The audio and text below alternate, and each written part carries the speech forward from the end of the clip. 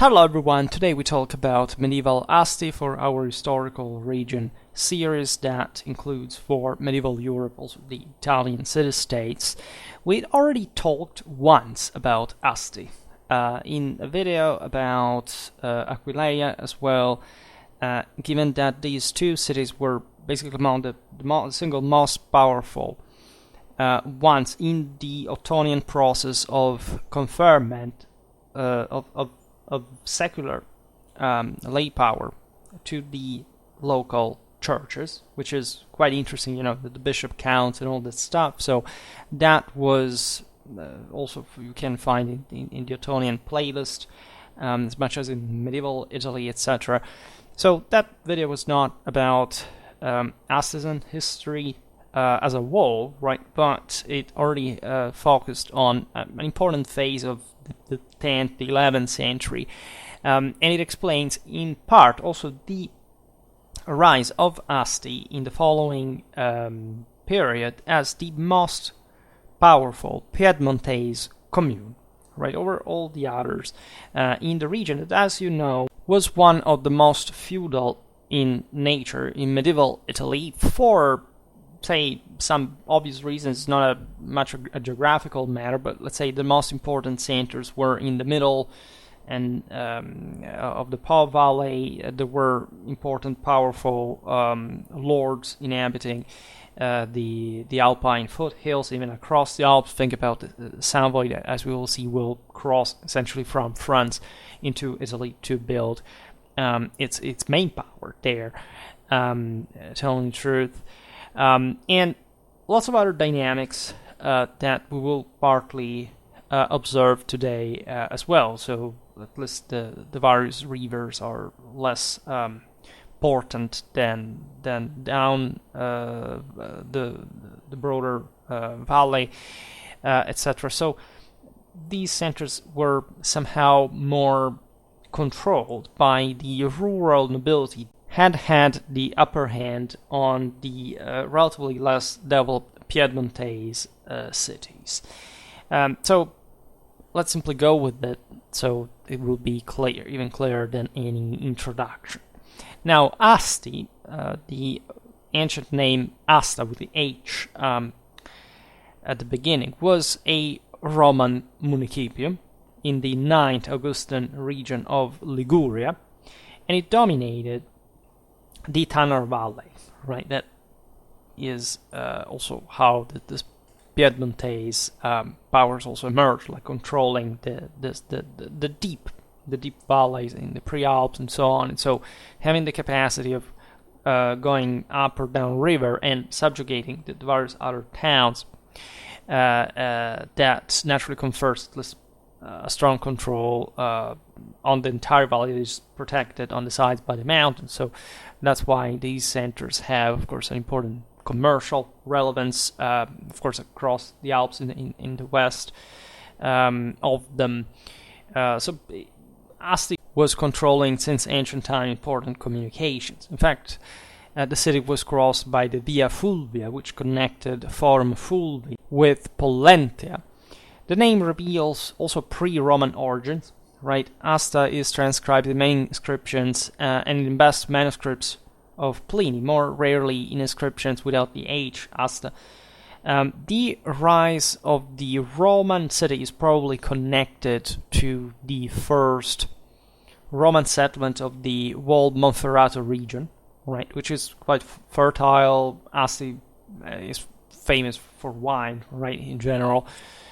So these were rich countrysides with temperate climate, etc., so that favored the crops. And the Roman conquest dates to the 2nd century BC. This is the same century in which the Via Fulvia was built, and the Polian tribe was extended to the Wall region, although the first real foundation of Asti can be traced back to Ligurian populations who had previously established a village in the area corresponding to the current city. Aside from the name of the modern region, that is essentially a a coastal Tyrrhenian one of Liguria. The Ligurians inhabited also the hinterland in the Po Valley, in also southeastern Gaul, etc. We do not know when Asta, also ascribed to the Polian tribe, became a Roman municipium, and there is no data to determine the extent of her territory at that point. The inscriptions mention, quote, duo viri quinquennales, duo viri juridicundo, aediles, sex viri, etc. So this was essentially their political administration. We know also of a guild, the Collegium Fabrum Astensium, so a corporation of artisan smiths, also armors, etc. The Roman remains of Asti are so far contained. In Pliny praises the calicus of the Astensian workshops. However, the excavations so far have not really rendered us back what peculiar products this evidently were. In the decline of the empire, it seems that Asti was attacked in vain by the Visigoths of Alaric. Right, so we are at the beginning of the 5th century. Still, the city was well protected. Sections of the ancient walls still exist in the northern part of the city, and excavation work in the past century has revealed another section of the Roman wall in the very city center. So this was definitely another city of Roman foundation that made it to be one of the most important communes of the area. As we've seen, even some of the larger cities were not necessarily such. For example, Siena, that we still have to complete in the second part, wasn't, right? But normally that was the case in Italy. There is still a debate today about the era in which Christianity would have penetrated Asti, right? And especially the chronological determination of the first bishop. There are those who basically say that Christianity did not spread much in this area, so that even delayed the Christianization until the full, the Theodosian era. Others anticipate it even to apostolic times. There are those who do not admit bishops in Asti before the mid of the 5th century even, and who make the first bishop St. Evasius shortly after the mid-3rd century instead. There is also an intermediate option that, while not accepting the traditional story of, say, the Asti memorials, according to which the first spreader of Christianity in the area of the city would be St. Cyrus towards mid-1st century, believed in a rapid and prompt diffusion of the new religion instead, also facilitated by the Asti areas we've seen being on major communication routes, which I agree on, because it was, a fairly important center, even in late Roman times. It was well connected, so Christianity spread without particular, problems, also in places that were relatively more peripheral, and in general, the city was the privileged place for this, for Christian, for the creation of a Christian community. And of course, the most important aspect remains, which was the first bishop in the first place, because that means that there was at least the first one was recognized by the sources as lawful, right? Because at some point the Christians had been persecuted and or had to live in a state of semi-clandestinity. So that would tell us essentially when, like in most cities in the West, basically the bishops took over, especially the administration of the cities. Now, thus, based on the last opinion, it could be admitted that the Astian tradition herself is not wrong and considers Saint Marcianus as the first bishop of Tortona, which is another Piedmontese city, even if not yet in the strict sense of the word. It could be also considered that this bishop effectively preached Christianity in Asti. Similarly, one could accept the hypothesis that in the same way, some bishops otherwise not identifiable, which is also in fact the most likely thing, although the local tradition wants to identify, even in this case, as Saint Evasius, existed before the one called pastor, so shepherd, was known as is the first known, right, with certainty, with authentic data, and who pontificated towards the mid-5th century. So the first, in fact, useful knowledge of Anastasan diocese being recognized and working. Now, during the migration era, the devastation we have seen before the Visigoths, right, the attempted siege, the frequent passage of these soldiers, the fiscal burdens, made the conditions of Asti and of the whole region fairly depressed. Right, Asti, especially after the death of Theodoric the Great, is officially recognized as most burdened city of all. Right, this could happen in many ways. That even the Byzantines, would burden the Italian cities as long as, at least as they could keep their control, and then with some tribute in gold, etc. So we have the usual Italian sequence: Odoacer, the Ostrogoths, Narses, and then the Longobards that we discussed recently quite much. Asti, together with the other cities of the Po Valley, was occupied by this Germanic people since the early days of the conquest, so immediately after the capture of Milan. That is around November 569. It had consistent importance, again, to the Alpine. We will talk about the Alpine fortifications throughout all late antiquity and the early Middle Ages, etc. And this is why, among the other things, but this was normal for the Longobard administration, the city was erected into a duchy, which means that a duke, as the lay authority, ruled there together with the bishop as the spiritual one. Regarding the dukes, only the name of Gundoald, that was the queen, the Bavarian queen Theodolinda's brother, is known with certainty. Perhaps Aripert was duke after him before being elected king himself. Later, around 660-65, Asti is remembered in the dispute between Grimoald and Perctarid for the Pavese throne, because the distances are relatively short there. And on this occasion, Frankish war bands accompanying Perctarid on his return from the Gallic exile suffered a serious defeat not far from Asti at Refrancore in 665. So this was just like a retinue, right? That this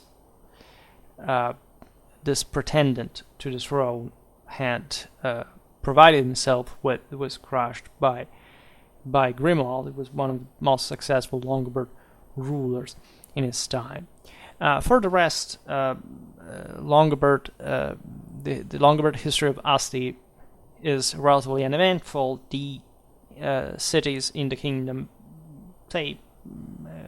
had pretty smooth existence. They grew importantly. These are some of the most thriving areas in Western Europe from the late 8th century.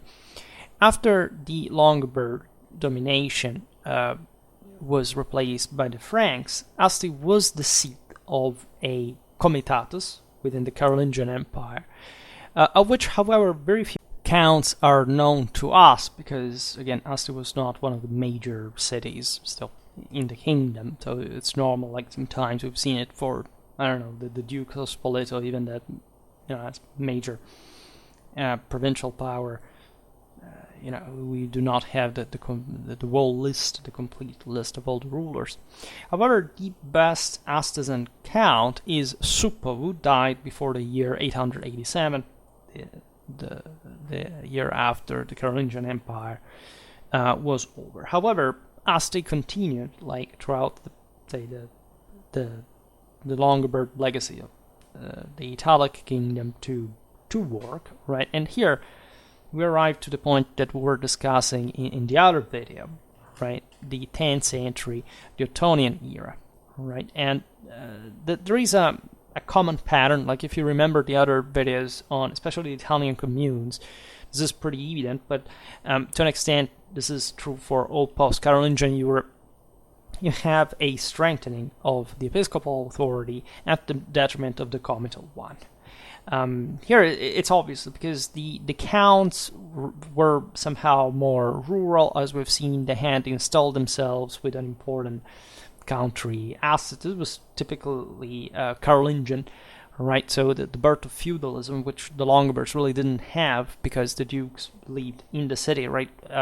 Somehow created not a fracture really, because in Italy the countryside was always connected with the city, but still, right? The episcopal authority is stronger. This is within the city walls. It defends them.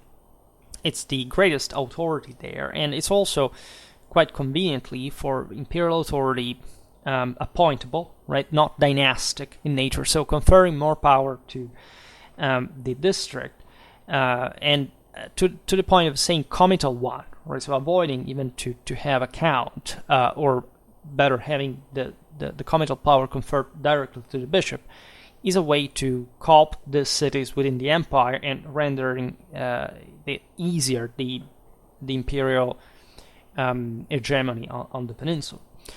And in fact, alongside the religious power, the bishop exercised the civil one de facto, even before these imperial concessions that were just extending a situation that was already there since a very long time.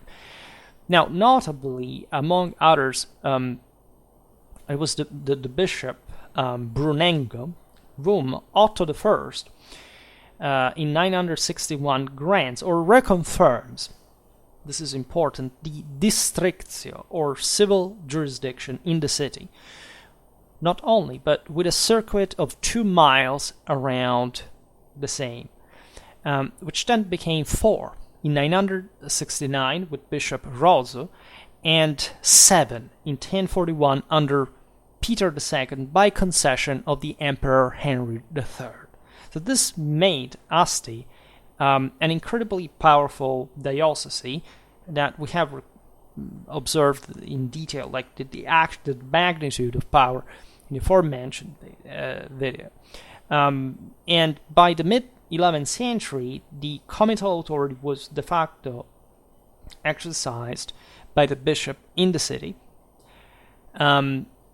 while that of the lay count had become restricted outside the circuit marked by imperial diplomas, that in 1094 confer the comital authority to the bishop, not just de facto, but also de jure, meaning that literally there had been a substitution, right, with completely, of the lay authority with the episcopal one. And we are in the 90s of the 11th century, so exactly in the age, however, in which the communes start taking over the same episcopal power themselves, very often on his behalf, right, to make things by the book, in a way, but also, as you know, autonomizing dramatically these communities within the Holy Roman Empire itself. In any case, the 10th to 11th century is the period in which the episcopal authority reaches its apogee in Asti, together with, more or less the same timeline of the Italian diocese.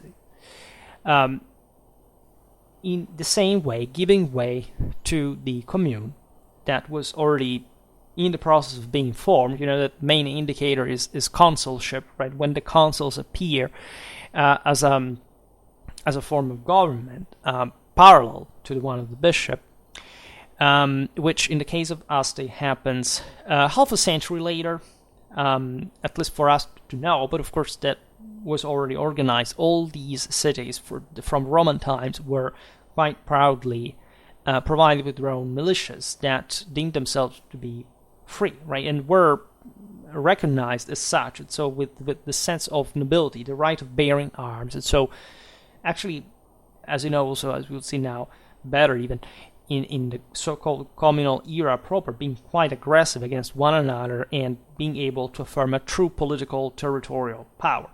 This is particularly important, and you understand that aforementioned imperial extension of episcopal power, even beyond the city gates, is of several miles within still a territory that belongs to the empire, otherwise, is quite telling of how powerful these communities already were, even before the affirmation of the commune. And so it's important to remember this one, together with Aquileia, that, however, will not have much of a communal development like Asti did.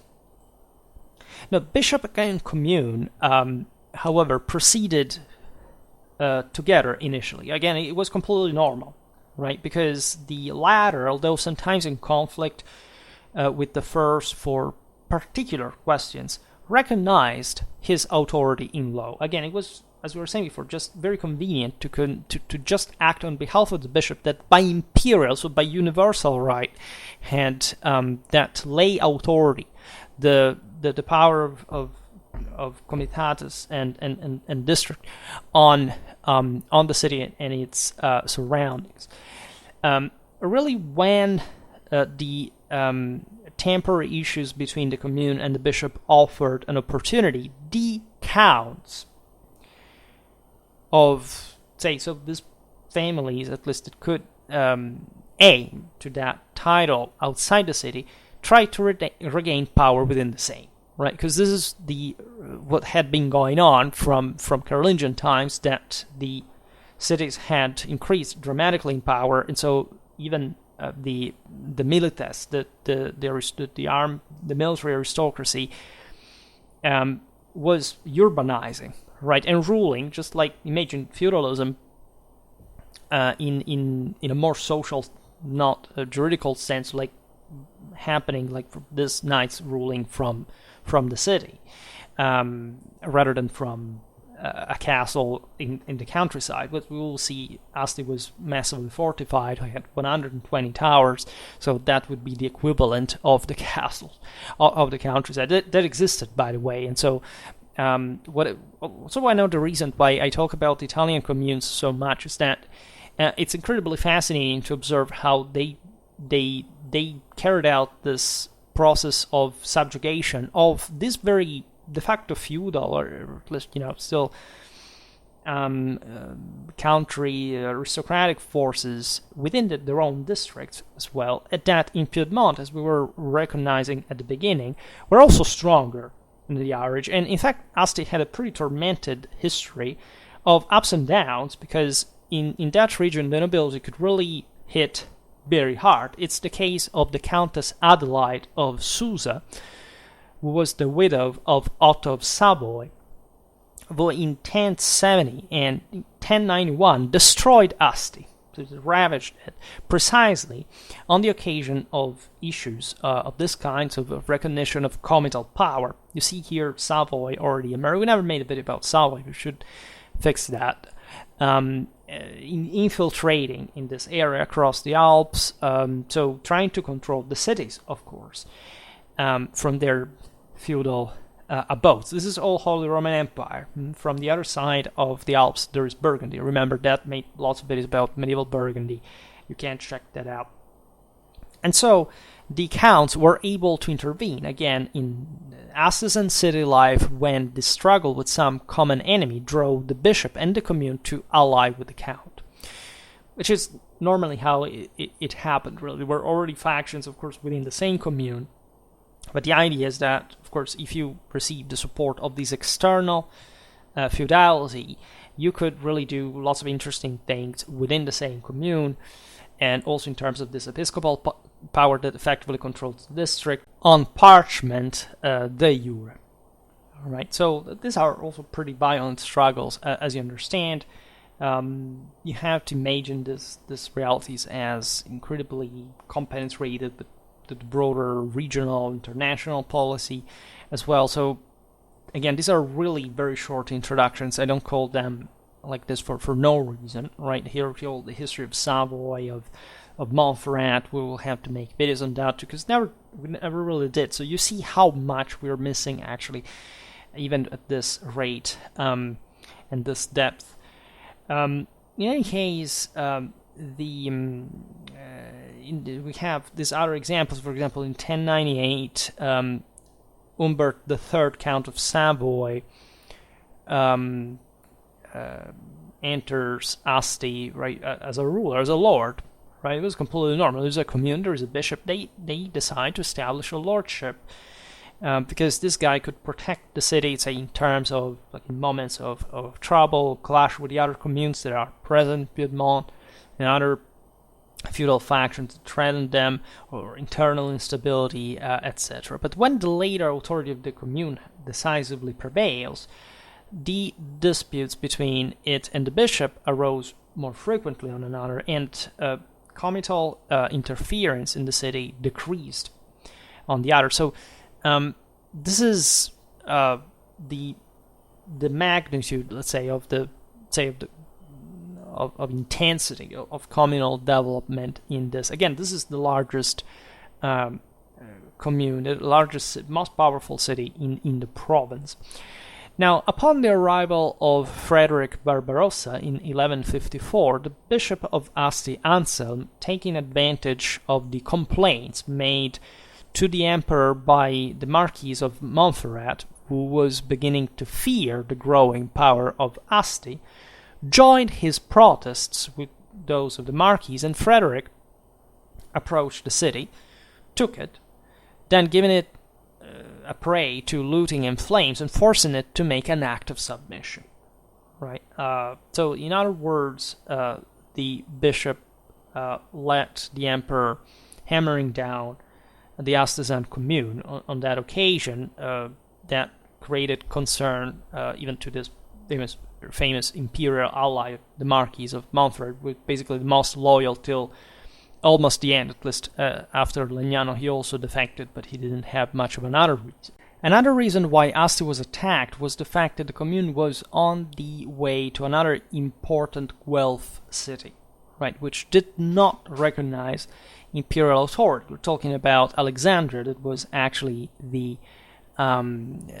founded properly on with the name of the Pope, in a otherwise pre-existent, like it was not a previous city before, nor Roman times, or never.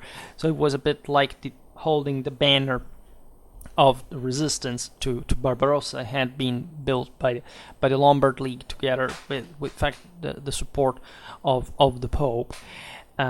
So Asti at this point tries at least to remain detached, but it's just the commune that has created so much jealousy for its power that the same bishops and other local lords that basically have the emperor taking it out.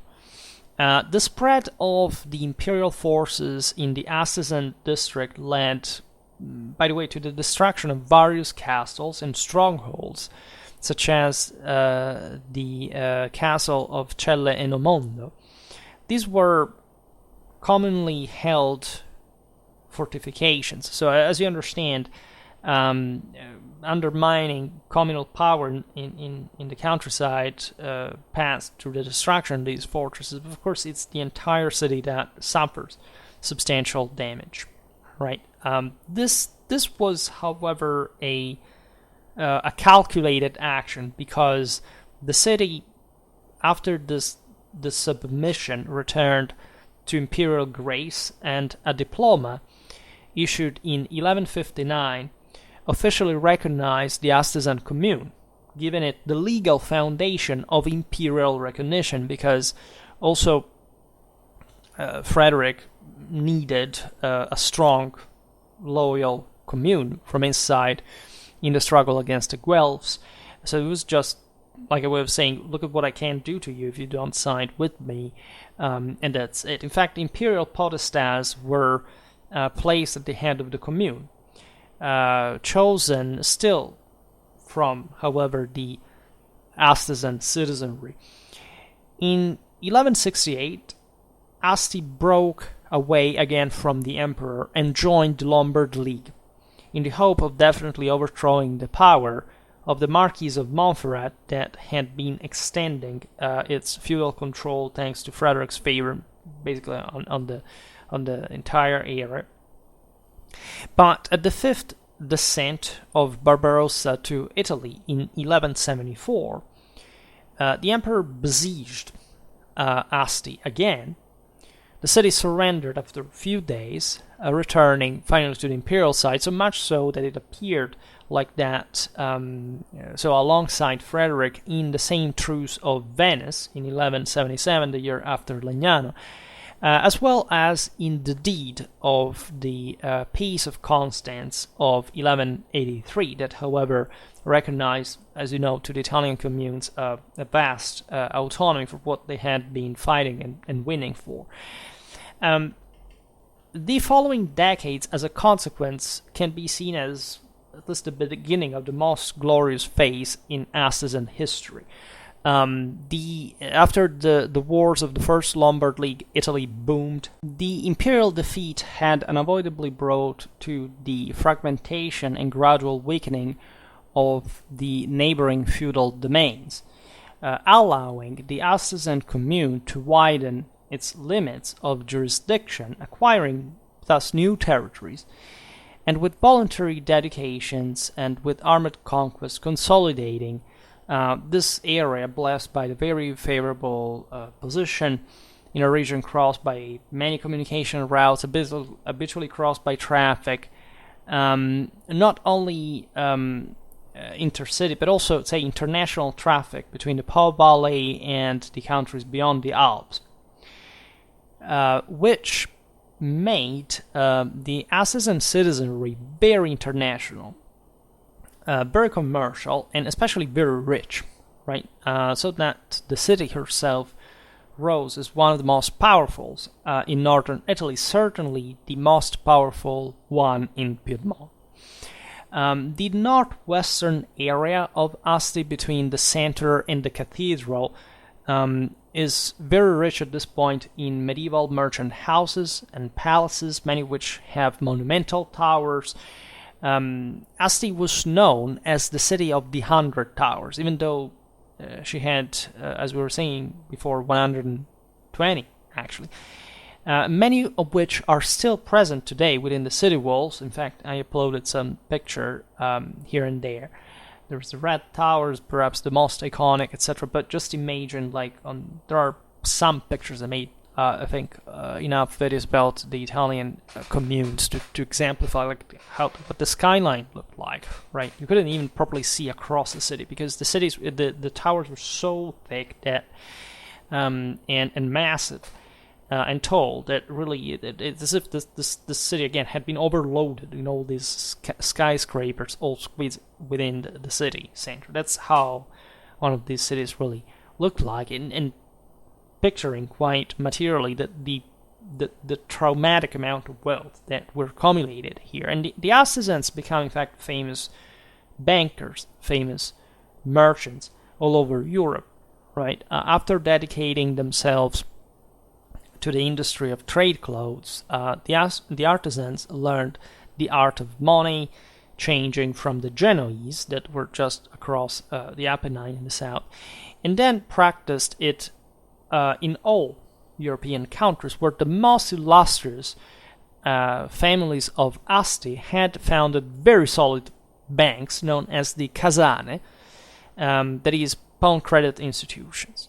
In practice, the so-called casanieri, these bankers, lent sums of money, having lands and castles delivered as collateral. And so, among the so-called Lombard merchants, that, as you know, was a synecdoche for the Italians in general, merchants, bankers established in France, in Flanders, we find in the forefront, along those of Milan, Piacenza, Siena, Lucca, Florence, the Astizans, right? Asti was really big at the time, and specialized, especially in this craft, in textile production, and the international participation is observable through other fields. For example, the communal army of Asti took part in all the crusades.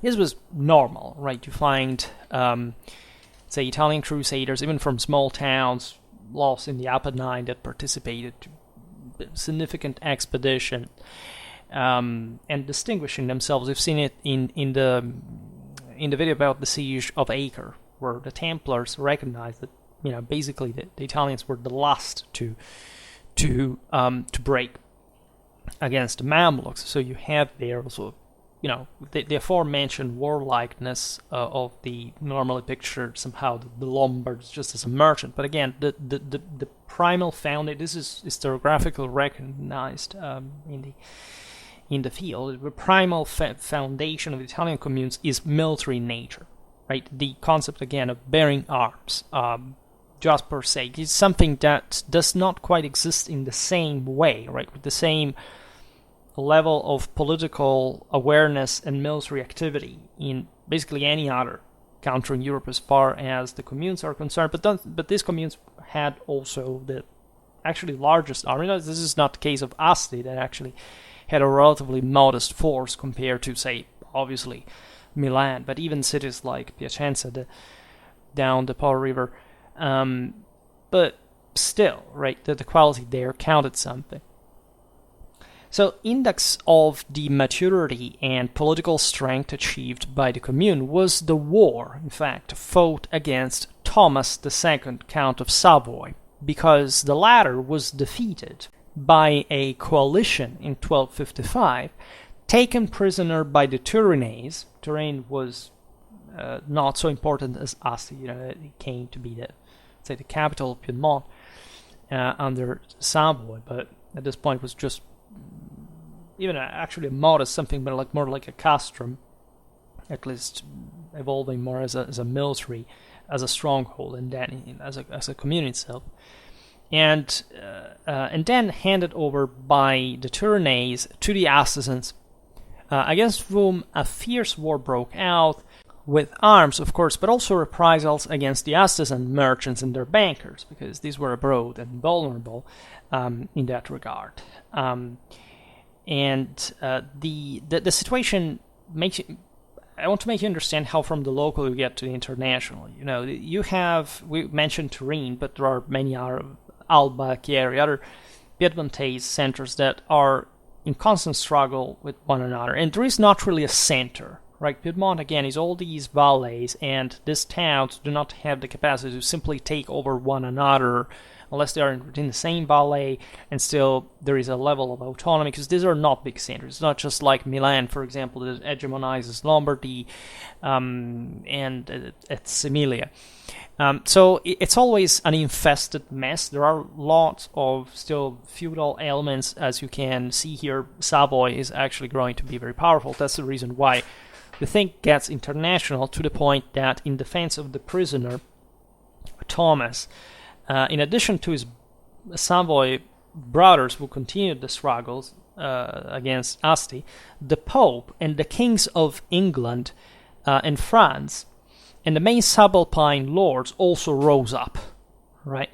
And the reason being that the Italian moneylenders were effectively the ones financing the wars of the English and the French sovereigns and so on. So this, of course, it's not just about that. It's also the prestige of the Count of Savoy in the struggles between England and France. We're all often mediums we have seen in the video about the Angevins, that famously enough there was a significant presence of Savoyards at the English court at the time, of fact, of Henry III. We're at this point. So something in fact, I also addressed in the video about that sovereignty, not Asti, but the Asti is an issue, but this why Savoy was so important, would keep to be in this system. and we absolutely must make some videos about it soon. In any case, this war cost the Astian commune an enormous amount of money.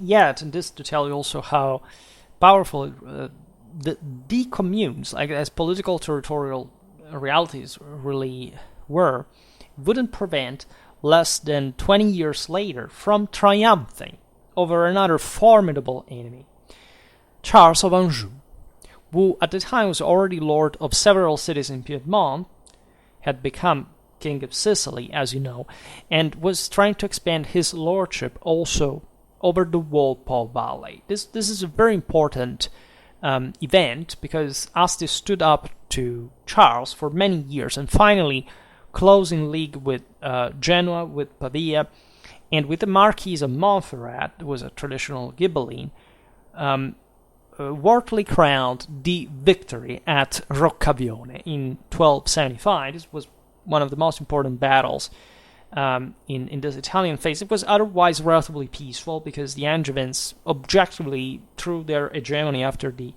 defeat of the Hohenstaufen, managed to somehow extend a, telling truth, not particularly oppressive system. We'll explain it better now, but it still entailed for these communes to say some effort, like in the case of Asti, that was not evidently not worth being pursued.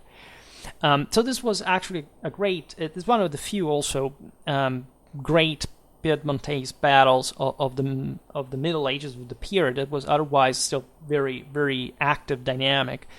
Contamine estimated this was the Contamine, Guerrilla, etc., that this was the most warlike region in Europe at the time, the one in which most men and material were involved regularly in warfare.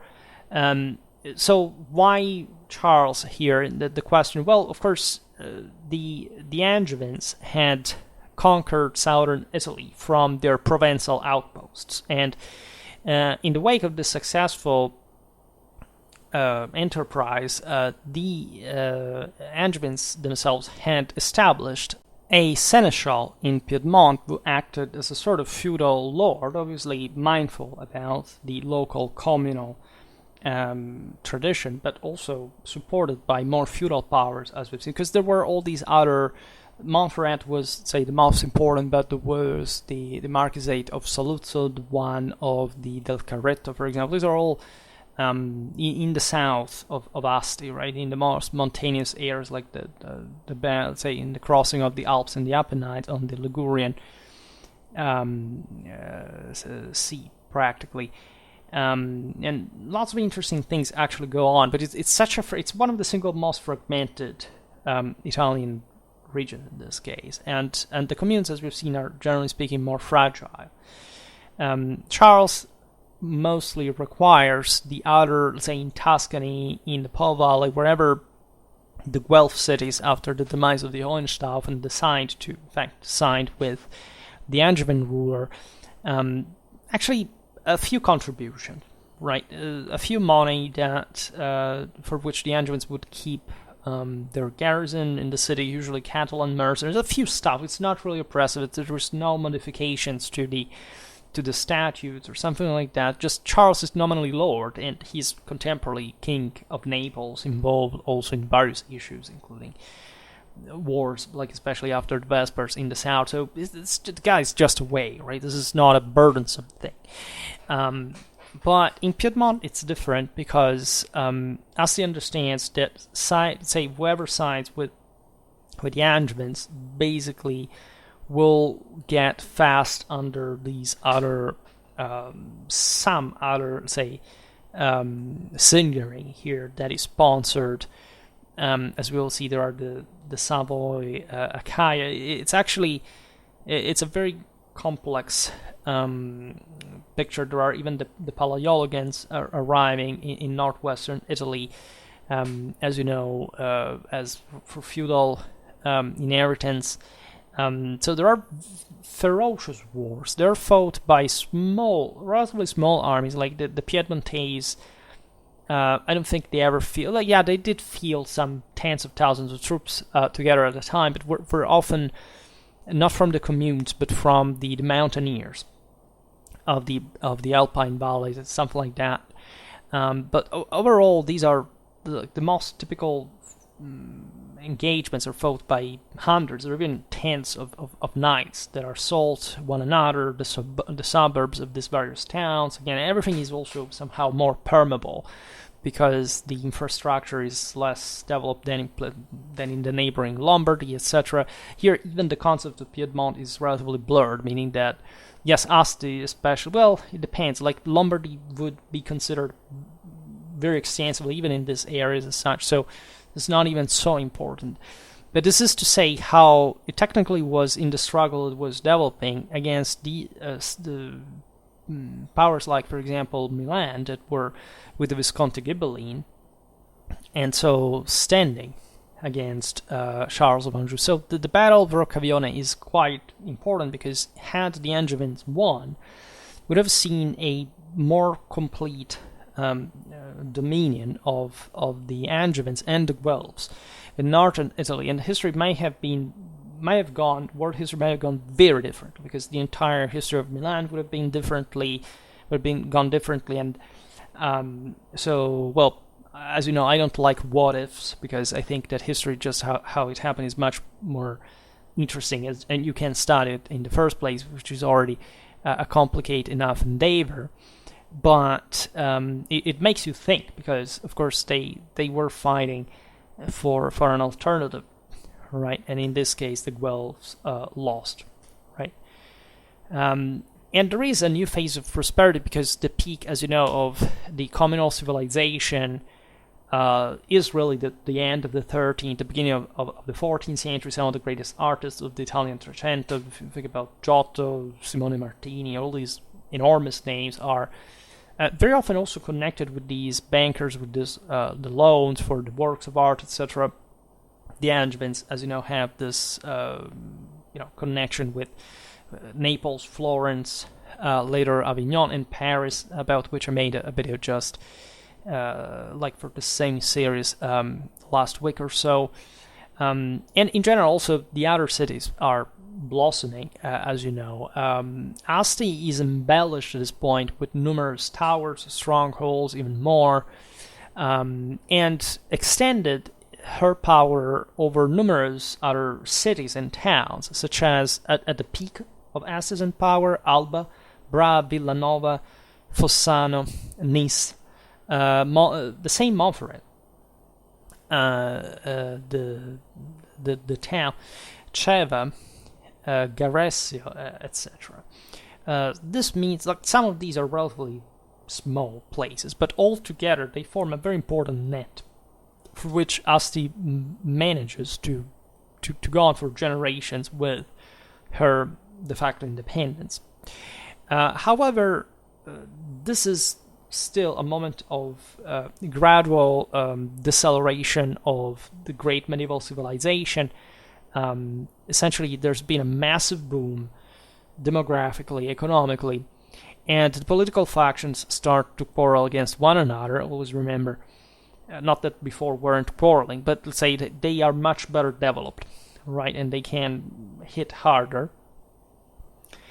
And the commune of Asti falls practically prey of these internal discords, paving the way to the lordly regime that will take over also Piedmont, of course, and even more so because of already the feudal background that we highlighted before. The disputes between the noble families of the Guelph Solaro and the Ghibelline de Castello revived, albeit with different meaning, the 13th century ones for political feuding, let's say, above all from an economical point of view. That this was known as the jealousy of the riches, as a contemporary chronicler describes this hostility. And especially around the 1300s, they began to escalate ever more violently. And since the former, the Solaros, Guelphs, preferentially leaned on the people, the latter, the Ghibelline Castello, who were a bit more winking at the feudal nobility, in fact sought help from the Marquises of Saluzzo and Monferrato, against whom Alba and her allies, this was another commune, entered the field in defense of the Solares, right? So interfering with each other's affairs. The same goes for the Savoy branch of the princes of Achaia, that were rivals of the Marquises of Montferrat and Saluzzo. So believe me, I'm making it very simple, but it's even much more messed up than it sounds in terms of complication. And we'll perhaps have to make something more in-depth, because really, I'm sure of this that nobody knows it. And I'm really serious. In any case, again,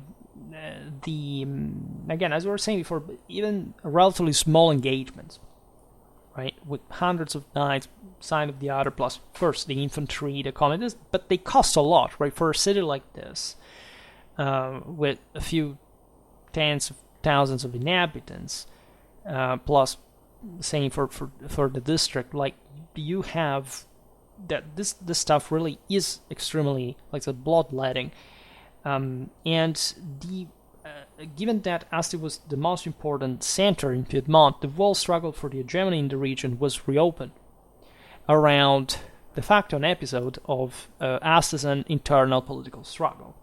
That's really how it happened. That's really how powerful in general Asti was, even compared to these other lords that naturally had other issues, because here, with whomever you neighbor, you have some issues of sort, and of course there is not really a border.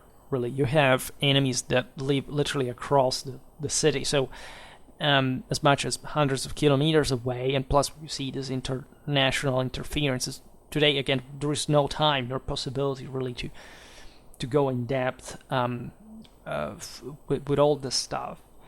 In any case, in 1303, the Solares, due to the intervention of the two aforementioned Marquises of Saluzzo and Montferrat, were expelled.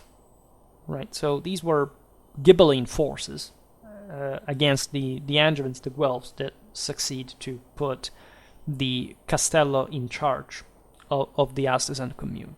However, just to say how quickly the tides could be turned, just the year after, the same fate befell to the same Castellos, who were forced to leave the city by the people, helped by Philip of Achaia. That was instead the Savoy-Achaia were from the Guelph side, differently from Savoy in general, because there were two different branches here and rivalries between them, right? And it doesn't even end here.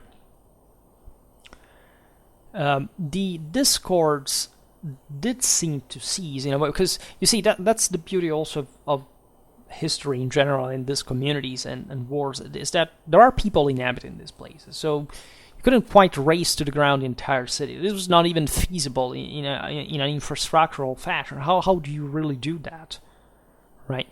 And what for, especially when you can actually rule. You can simply turn the tip of the balance, right, and succeeding in receiving also support, because in all this, as you understand, there are feudal noblemen that are starting to hegemonize the city through these clashes, because the factions basically entrust themselves to them, and the Astisans provide them with communal forces, knights, infantry, etc.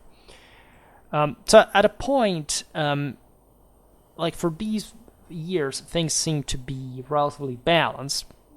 Through especially the arbitration of Amadeus V, Count of Savoy, and Philip of Achaia jointly.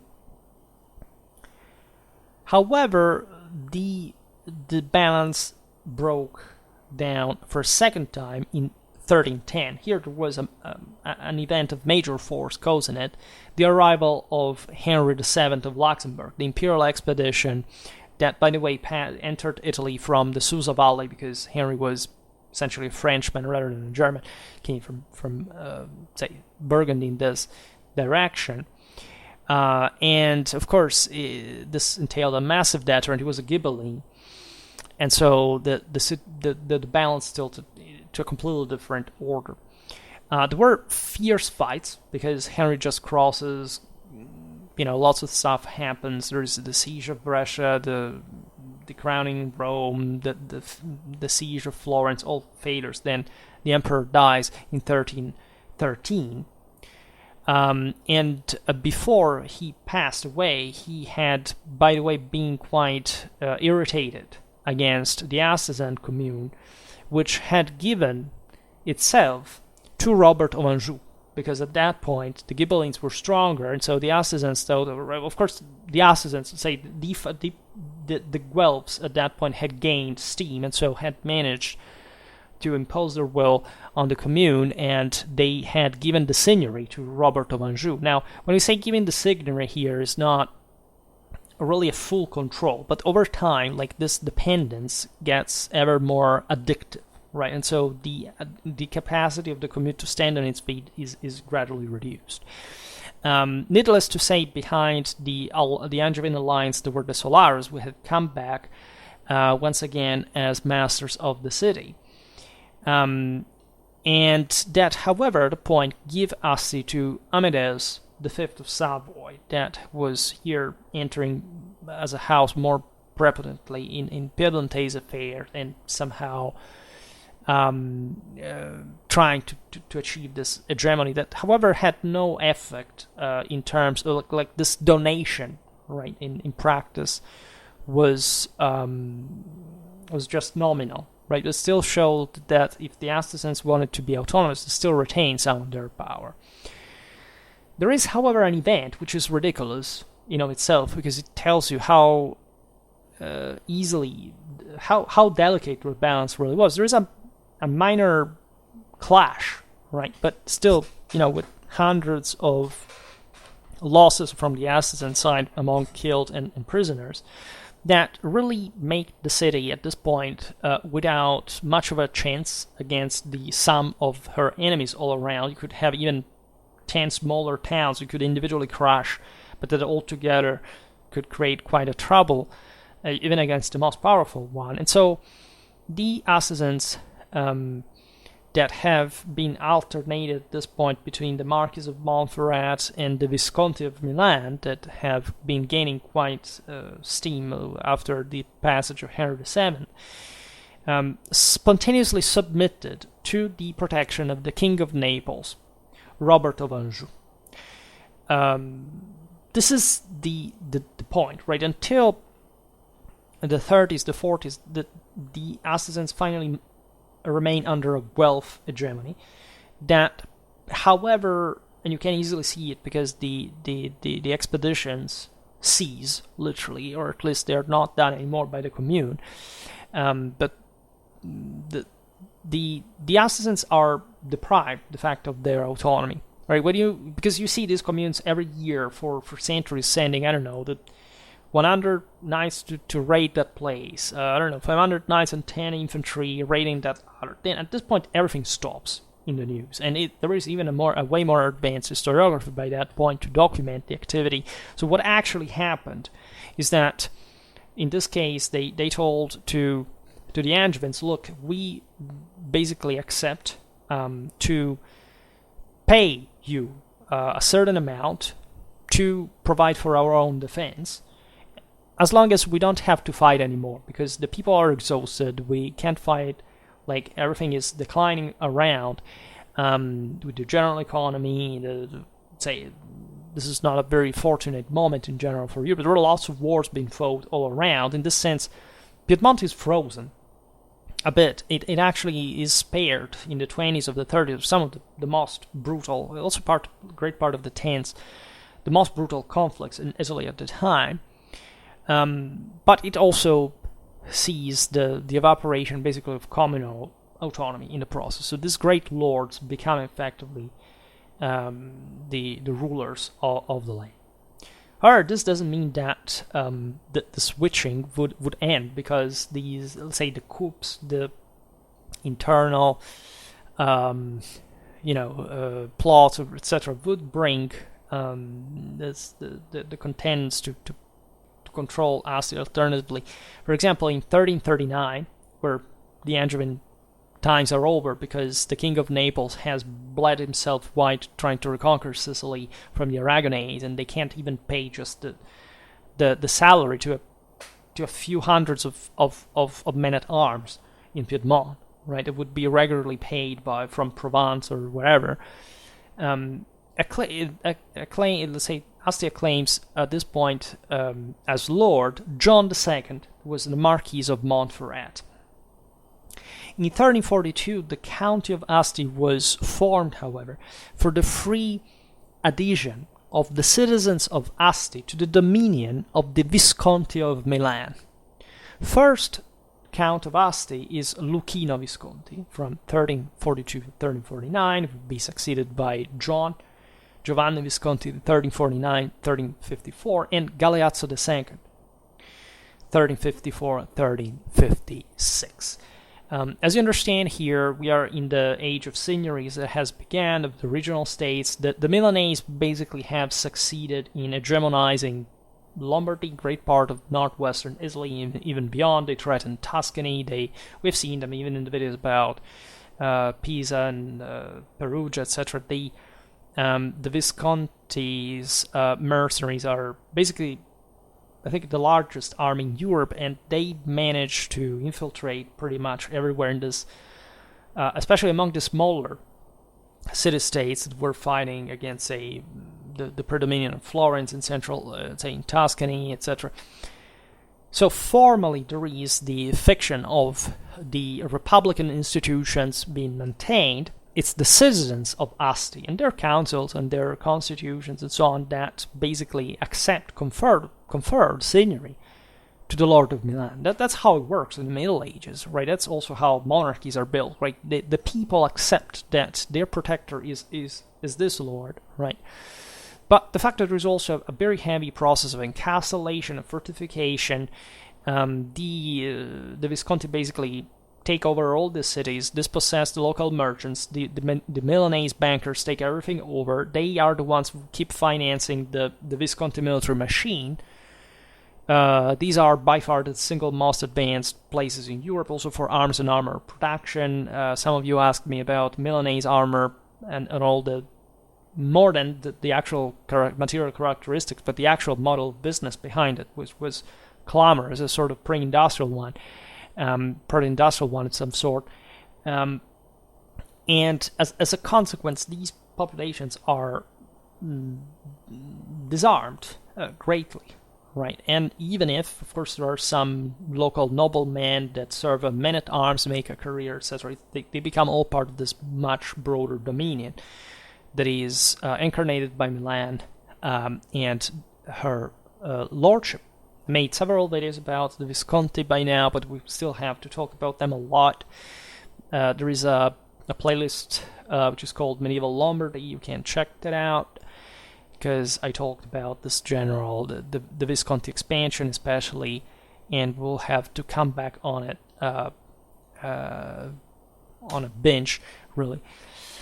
In 1356, there is a league born against the Visconti that have all these backs and forths for dynastic reasons, etc. So some of these peripheral cities decide to break off the system.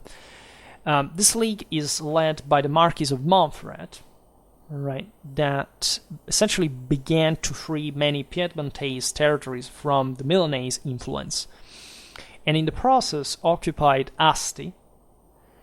John II of Montferrat becomes Lord and Count of Asti again. It's the same guy we mentioned before. The seigneury lasts, in fact, from 1356 to 1372. This is interesting because, you see, paradoxically, of all these powerful communes, it's just the feudal Montferrat that the Marquises of Montferrat really that still have the power and the guts to, at this point, confront a major power like Milan. When John dies in 1372, the county of Asti passes to the young Otto III of Montferrat, who rules for another 6 years.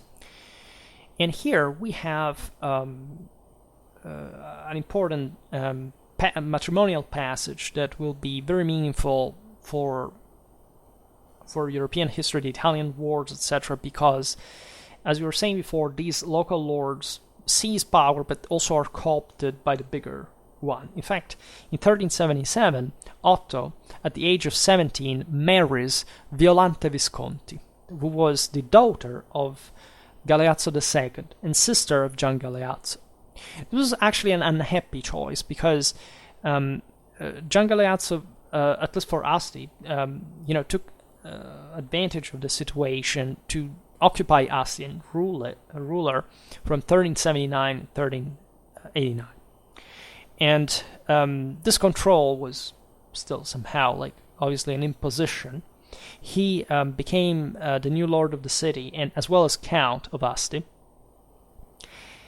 And the most important passage is in 1389, when Galeazzo cedes Asti to Louis of Orléans